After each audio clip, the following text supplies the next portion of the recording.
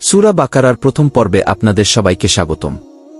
আজকের আলোচনায় যা থাকছে: সূরা বাকারার পরিচয় ও নামকরণের ঘটনা, আয়াত 1 থেকে 20 সহজ তাফসির।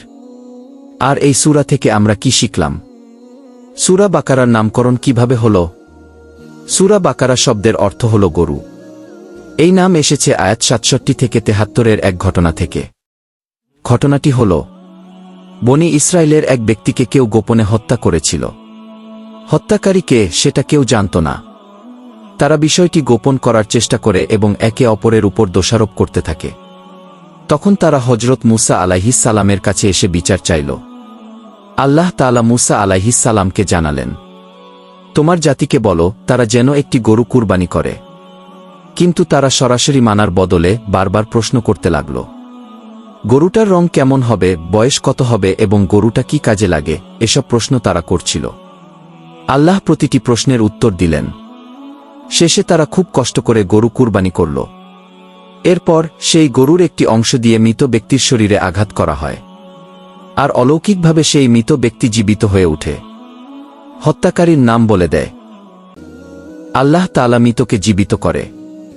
এই ঘটনায় শিক্ষা দেয়, আল্লাহর আদেশ মানতে হয় বিশ্বাস নিয়ে, প্রশ্ন তুলে নয়। এ কারণেই এই সূরার নাম রাখা হয়েছে সূরা বাকারা, অর্থাৎ গরুর সূরা। আজ আমরা সূরা বাকারার আয়াত 1 থেকে 20 পর্যন্ত আলোচনা করব। এই আয়াতগুলোতে আল্লাহ আমাদের জানাচ্ছেন 3 শ্রেণীর মানুষের কথা। 1. মুত্তাকি, অর্থাৎ আল্লাহভীরু। 2. কাফির, অর্থাৎ যারা সত্য অস্বীকার করে। 3. মুনাফিক, অর্থাৎ দ্বিমুখী ভণ্ড মুসলমান। আয়াতভিত্তিক সহজ আলোচনা। সূরা বাকারার আয়াত 2 থেকে 5-এ মুত্তাকিদের গুণাবলী বর্ণিত হয়েছে। আল্লাহ বলছেন, এই কিতাবে কোনো সন্দেহ নেই, এটি হেদায়েত তাদের জন্য যারা তাকওয়া অবলম্বন করে। মুত্তাকি কারা? যারা গায়েবের প্রতি বিশ্বাস রাখে, যেমন আল্লাহ, জান্নাত, জাহান্নাম।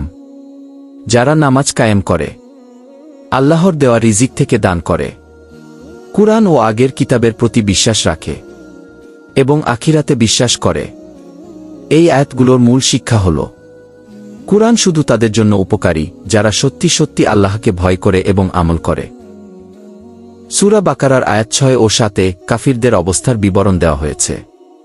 আল্লাহ বলেন, নিশ্চয়ই যারা কুফর করেছে তাদেরকে তুমি সতর্ক করো বা না করো, উভয়টাই তাদের জন্য সমান। তারা ঈমান আনবে না, কারণ যারা সত্য বারবার অস্বীকার করে আল্লাহ তাদের হৃদয়ে, কান ও চোখে মোহর মেরে দেন। এই আয়াতগুলোর মূল কথা হল, সত্য বারবার অস্বীকার করলে একসময় মন এমন কঠিন হয়ে যায়, সেখানে আর আলো ঢোকে না। আয়াত 8 থেকে 20-এ মুনাফিকদের পরিচয় তুলে ধরা হয়েছে। লোকদের মধ্যে এমন কিছু লোক আছে যারা বলে আমরা ঈমান এনেছি, অথচ তারা আসলে ঈমানদার নয়। মুনাফিকদের লক্ষণ কি?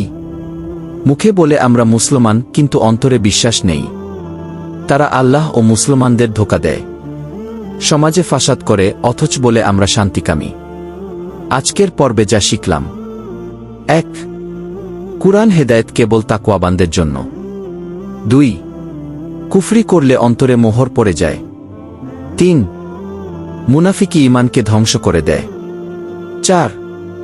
আল্লাহর আদেশ মানতে হয়, প্রশ্ন না করে। হে আল্লাহ, আমাদের অন্তরকে মুত্তাকিদের অন্তর বানিয়ে দাও, আমরা যেন কাফিরদের মতো সত্য অস্বীকার না করি। আমাদের ভেতর থেকে মুনাফিকির সকল রূপ মুছে দাও। তুমি আমাদের কুরআনের আলোয় জাগ্রত করো। পরবর্তী পর্বে আলোচনা করব হযরত আদম আলাইহিস সালামের সৃষ্টি, শয়তানের অহংকার এবং পৃথিবীতে প্রথম মানুষ ও পরীক্ষার শুরু।